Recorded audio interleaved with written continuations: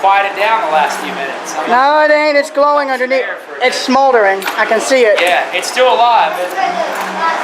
I say we give it a bit. I say we give it some breath, eh? Yeah, get some breath of fresh air on it there. Hey, maybe if you crank it a few good hard a few good times, I bet that'll rear it up. Sometimes you crank it so hard it like blows a hole and the coal flies out. Oh God! Run! Yeah. Burning shrapnel! Hot coals. It's alive! It lives! So the fire is starting to come back to that nice Oh, it's blue now. color is what you want to see. Yeah, it's blue now and purple. Oh yeah, it's purple flame. Yeah, it just flared up, dude. It just flashed up more or less. All right. Take a little more coal on here and we'll get this fire ready in just a few minutes and start doing some work. That's what I'd like to see. And I got plenty of battery life this time. I did, but yeah, that's what I'm going to work on. I think next is going to be another rose. And so when I make a rose, this is what I have to start with is a piece Steel of rod. steel that is about 20 inches of 3/8 round rod. So that right there is going to become the rose, that top half there. Well, it's running now. So I'm going to start out by just flattening the piece of steel. And heating it up pretty much. I'm going to make it into a piece of flat bar, and then we'll start cutting notches into it to make a flower. And then forming it, right? That's right, yeah. You wouldn't want to roast marshmallows on cold coat. Yeah, it'd be a little too hot for roasted marshmallows. Yeah, the marshmallows would be the ones who got roasted. Yeah. Speaking of cold coat. You'll see how fast it comes up to a heat there. This is the piece he gave me. Oh. Well. All right. Oh, good Lord. Right when I try to get it, watch him forge this thing. All right. Give him some fireworks, shall we? Yes. Watch your toes. This is what you call a lost art. There's not many people left who still do this. Or in this way either. You guys see how soft the steel is. We have it bright yellow color. The steel moves like a piece of clay with the hammer strike. Such a medieval fair. Pretty quickly that color is going to fade away. It's going to fade because it loses heat. The old saying, strike while the iron's hot. You can tell that old saying comes from the blacksmith working a piece of iron, or steel in this case, but we're going to keep that process going. About 10 inches of this rod will be flattened out to what you see right there. I think it's burned.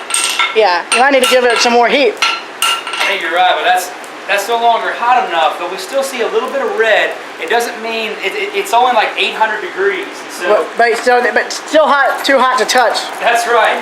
Too hot to touch, but not hot enough to keep hammering. That's the key difference there.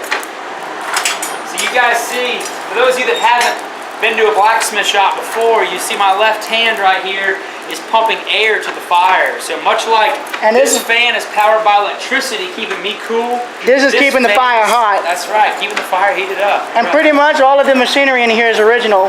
Because let's just say this place shut down in the 50s and was pretty much left as it was. That's right, thank you, man. Yes, a lot of what you see, like this forge is the original piece going back to 1902. So it's over 100 years old and it's still working as good as it did when they first came. It's working as good as when it first came out of the forge. I know, you're right. You're right. This hasn't really, I mean, it's hard to break stuff like this. You know, it's kind of like an anvil. It's hard to break an anvil. Watch him hammer. You might want to stand back in case there's sparks like that. Total time to create one of these roses is about 35 minutes, if not more, if not less. Well, folks, you imagine, back 100 years ago, this blacksmith shop was very important for the success of The Biltmore Estate. Farm. Had to have somebody that could repair all the hand tools, all the horse-drawn wagons and plows. Of course, in those days, if you were a blacksmith, you were also a horse shoer. So there was a lot of shoeing and draft horses going on here. He has so what do you use the railroad spikes for? Is that for steel making? I sometimes make knives out of the railroad spikes, or mostly I make handles for our broom maker. He makes brooms with railroad spike handles. Nice. That's pretty cool. Have you been able to make like a replica train with one of them? I'm just curious. I don't know if it could be done, but that'd be pretty cool. I haven't yet, but no, it could be done. Anything can be be done out of steel and iron if you got enough time and creativity and Yeah. skills, you know? Yeah. Anything can be done. Maybe you can make a miniature version of the forge. Yeah, so inside the fire, those coals are way over 2,000 degrees, just to give you an idea of how hot the fire is. But that's why, notice how quickly I put that piece of steel in there and how fast it comes out glowing this bright yellow colors too.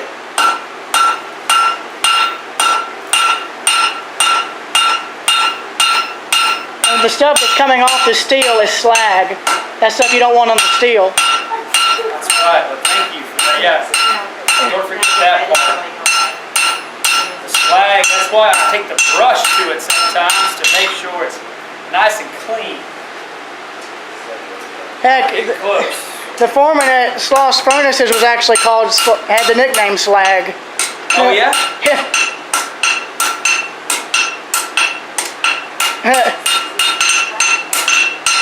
You guys might notice I sometimes tap the anvil and then tap the steel. I kind of keep a rhythm to my work, and so the main reason I do that is anytime you can drop the hammer on the anvil, you're actually letting the anvil lift the hammer for you. So it takes a lot of work off my arm all day, but I can let this tool do a lot of the work for me. When you're a blacksmith, you got to work smart, not hard, as they say, or else you get a little. Or else you'll be retiring early, pretty much. Yeah, that's right. You might be retiring at age 40 instead of 65. I wonder, was the reason they shut the blacksmith shop down because they had better tools, or were they able to buy it? You know, yeah, I think it was mostly because at that point, you know, all the tractors here, most of the parts were being manufactured, and so they were able to buy the parts instead of make the parts at that point in history. So that's probably what it changed. It's pretty much almost the end of an era for blacksmiths in general, pretty much. Yeah, and hopefully this trade will continue for many years, and as long as people continue to appreciate handmade goods. Hey Chris, are you heading to the water fountain here shortly? Yes. Would you mind giving me one more cup of ice water? Just she'll close down here soon. $5. How many nails does that translate to? Yeah. I'll trade you 3 nails for a 3 nails for a couple. of cold ice water. Oh, so y'all still barter here too? I'm sorry, I just tried to try and cause some kind of humor. Yeah, I've always wanted to see a blacksmith shop that was still operating. This is the only chance I'll probably get to see one. This is your first time seeing one? Yeah, first time I've been to the Biltmore Estate in general. Cool, man. I'm glad you finally got to see a blacksmith work. I know. It's easy to kind of, get hooked on this stuff. Once you watch a blacksmith, I know for me, about 10 years ago I watched a blacksmith and I thought, I want to learn that right there. Yeah, but you didn't realize how hard it is, pretty much. No, it's true. You never quite realize until it's, It's like, that wasn't in the job description. in your hands, right? Yeah, it's What like are you making? another rose. On a rose right now, guys. So we're making something like that. So He just finished, or that's another one you made, right? yeah, that's what I made a couple weeks ago. But we're doing something like that. Is that the one beside it? Is that the one you just made? Yeah, that was the one we said a little bit ago. He makes knife blades out of railroad spikes. You're good at blacksmithing. Thanks, bud. Appreciate it. Yeah, guys, this is the old original shop going back to 1902. So much of these tools. Were left here when they shut down, like in the 50s. Yeah, a lot of it original. Here's What do you a make? knife I make out of an old horseshoe, guys. So Do you make do you make anything for anyone, or do you just make things for yourself and all that? He makes it for the estate and some of the shops. Yeah, I mostly make it for Biltmore. Is there something you need me to make for you, bud, or is there anything need? A sword. Not a good Give idea. me a couple weeks. That's a big See how we order. got a But red hot in there? Yeah. I'll put That's that coal in here. coke. That's what they used to make. That's actually what they used in steel production. He's pumping air into it to heat the fire up. Here's a piece of what he was burning. This piece actually never went into the fire. now it's ready to work, guys. You see how hot that is? The steel is like a piece of clay at this point. We know that steel is usually not like clay at all, but when we get it heated up to 1700, 1800 degrees, it can Grandpa move has a- pretty easily. Just listen to it, Greg. He's trying to tell you what he's doing. In terms of how long the anvils last, how long is their life expectancy before they have to be replaced? I'm not sure anybody knows because the good ones have lasted since, and this was made in 1902, for example, in Columbus, Ohio. I mean, this thing's got another, who knows, a couple hundred years, I would guess. I'll say this, I'm pretty sure it's... Drink it anyway and throw it on you. For the first one, just throw it. Thank you, Chris. My Steve, grandpa are you had going? Hey Chris, you should do... I know what you should do. Get a bucket of ice and dump it on his head. Yeah, we're talking about that. Are you leaving early tonight? No, I don't think so. Is that Saturday? Somewhere in here, I thought you told me you were leaving. I did leave early Saturday. Yeah, I think I'm good for now, though.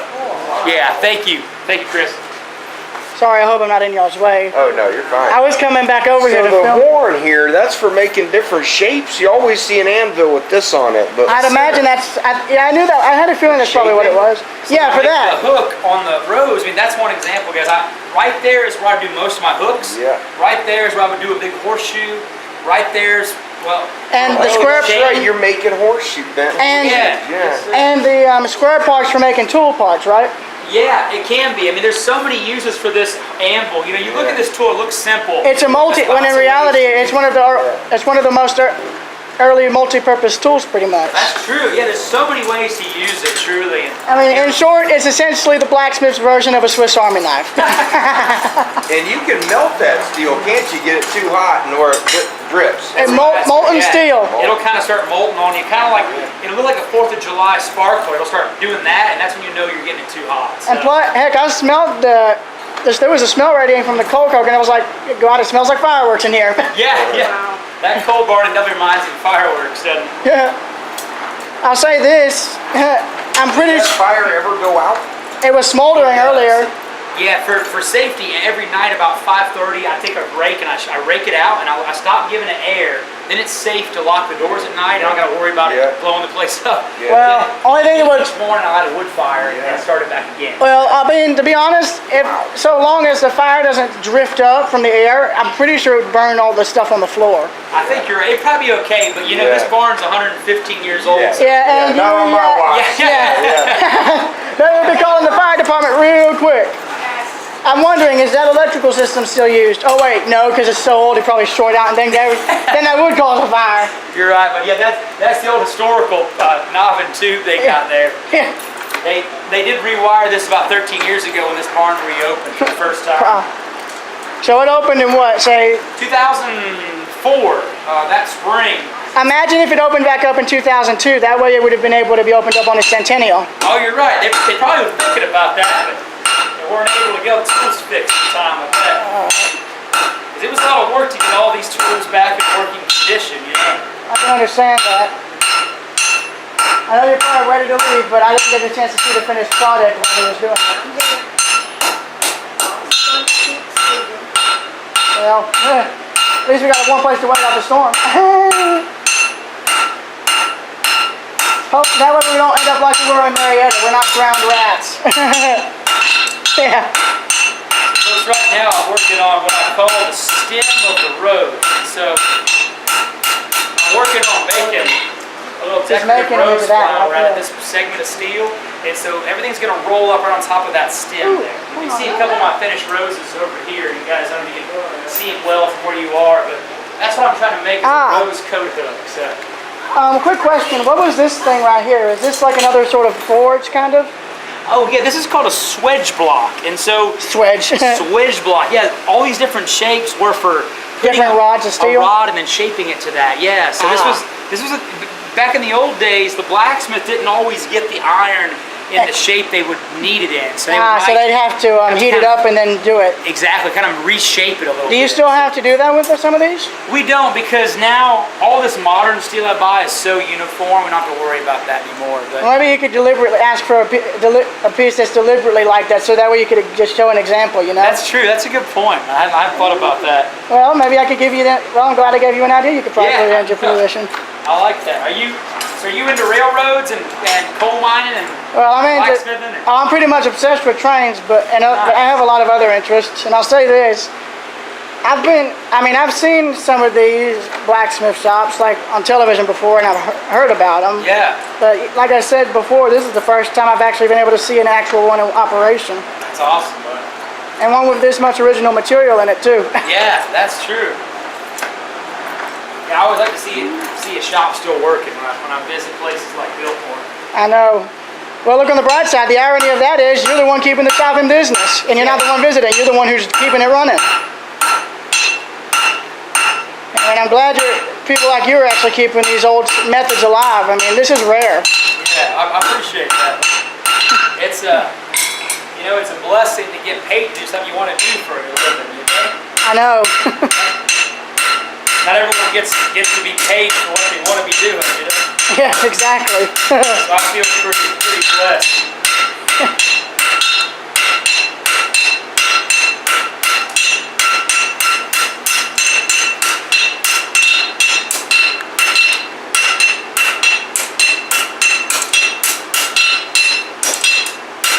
Alright, I think we're there. So that stem looks about the right size. So now it's time to start cutting the petals into this flower. What part did you join me last time on this rose? Petals already cut when you came in last time? You were starting to cut them. I'd say you had over I don't know how many done. I wasn't able to see. Gotcha. But I didn't remove the other footage, so Yeah. of course I can't stop filming now. I was just curious. I couldn't remember what part you'd seen last time. You were in the process of making the petals. I remember you were hitting them so the metal was actually bending into the triangle shapes between the petals. Okay. Remember when we looked at the blacksmith shop? Folks, right now I'm working Wait a on minute, you worked at a blacksmith shop? roses. So that's what it's going to look like about 15 minutes from now, probably 16 minutes. So what we have right now is a piece of steel that is going to become formed from the flat section of steel. Trust me, this is very interesting to watch, and I've been wanting to see this for years since I've heard about blacksmithing. That's awesome, right? So this tool right here is called a hot cut. It's like a chisel that goes into the square hole on top of your anvil. So this hot cut, you can see where the name comes from. I'm going to lay the hot steel on top of it, hammer down on it, and just put a little notch into this section of steel. And so this is how I'm going to form about 17 separate rose petals before we start actually rolling up this to make a flower.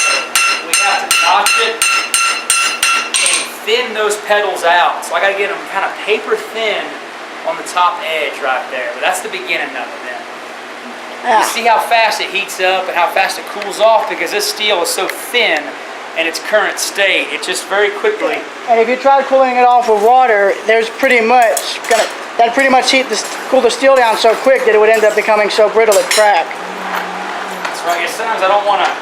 Sometimes you want to cool it in water. Sometimes you want to cool it in oil. Or air, pretty much. But air, yeah. oil, you couldn't use the normal kind of oil, otherwise you'd get a bigger fire.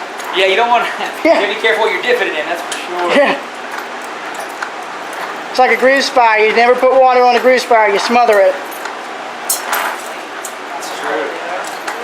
That's from the kind of coal is burning. It's actually coal coke. This is what they used to make actual steel. Try to get these petals, fairly uniform in their shape. Trying to get the camera to focus in on you as it hits the petals. I figured every rose I've made this last year, I started making these about maybe 12 months ago. I think I've done about 600 and some now. Every one I can about guarantee is different. They're all getting a bit more similar now. That's the idea, but they're all a little different. I've never made two exactly like this one. I kind of keep this one from a few weeks ago. I made because I really like the shape of those petals, so I try to imitate. You keep it as reference. That's right. It kind of gives me a visual reminder of what I'm trying to do each day. Now, as a blacksmith, today we find ourselves doing a lot of custom work for the estate, ornamental items. We make door handles and sometimes hinges for the outbuildings. You're doing it to keep all the original material pretty much. And like the seventh lamp you made for the winter garden that you made so freaking well that you couldn't even tell the difference. Yeah, that was a special job that the master blacksmith who taught me. He had to rebuild a chandelier in the Biltmore house. I was telling and it's like this young man a little bit ago. Well, he'd probably be better off at telling the rest of it. Yeah, sometimes we have to fix stuff in the Biltmore house or the gardens. That's quite rare because most of the ironwork you see as you tour the Biltmore house, it's all still, of course, the original items from the 1890s. A lot of it being made in Eastern Europe, or actually Northern Europe, but they believe it came out of Norway, a lot of the ironwork. I'm not quite sure how they got hooked up with a blacksmith shop over there, but you know, Richard Morris Hunt was the architect of the house, and he also designed a lot of the ironwork features that you see up there. He actually designed a train station nearby here. Oh yeah? Yeah. I guess the one in Biltmore Village maybe. Possibly, I'm not sure. I don't know if it's exactly here in the village. Okay. It's the one. I know the depot I'm more referring to as a restaurant now. Yeah. Oh Lord, I'm hoping that the storm blows through so I can still see you do You're this. welcome, guys. Thank you for stopping by. Oh, orange flames mixtures now. This is interesting. All right, let's get a few more notched in here. Trust me, I'm not going anywhere pretty much.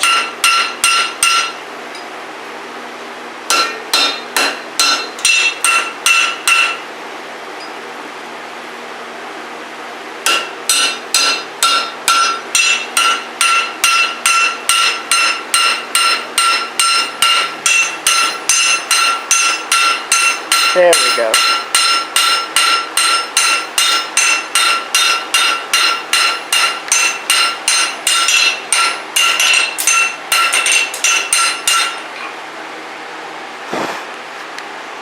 I have 11 pedals notched in. I want to get about 16, 17. Hopefully we'll get about 16 to fit in this one, it looks like. Now, is there a way you could heat the rest of the iron bar, or would it be too, or would there be no way due to the steel already being too thin? You could. You have to be really careful though with it being so thin. You have to kind of be cautious about where the heat is and where you're striking with the hammer. Oh yeah. It's kind of cooling off a little bit out there, isn't it? Yeah. It's a good thing there's a breeze blowing through. Helps keep the fire going without you having to use the air blower much. That's right. That might help a little bit. Yeah. Now, a quick question. Do you guys try and go around with magnets and get the fragments of the steel up and reuse it? Oh no, that slag and stuff, that's basically just kind of I guess you'd say a waste product of the process. Hey, you know what you guys should do? Y'all should get little jars and put the little pieces of slag and coke in there. Yeah.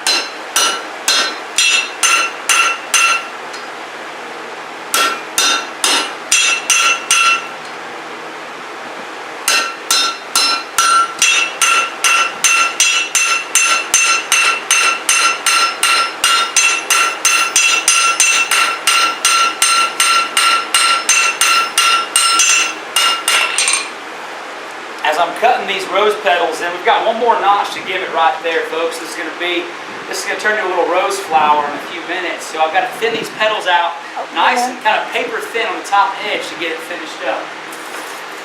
But one more notch and then I'm going to start that thinning process. For those of you folks just joining in here, this is the original blacksmith shop of Biltmore Estate. We're going back to about 1902. This entire barn was constructed. This forge is actually the original piece. And so you can imagine as you look around, a lot of these tools is pretty much exactly what was here back 115 years ago as you walked in these doors.